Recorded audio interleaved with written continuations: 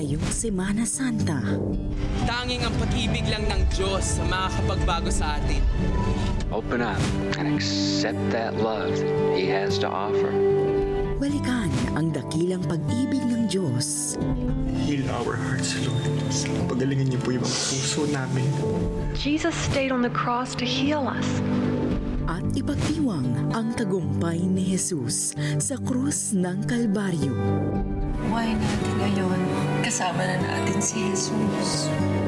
Dahil ang lahat ng iyan, napagtagumpayan na ng Diyos. Ang dumi-dumi ko. Pero alam mo, pinatawad ako ni Lord.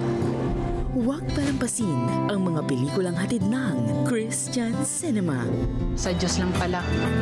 Doon ko naranasan ang tunay na kaligayahan. Lahat ng yan ngayong Semana Santa dito lang sa Light TV.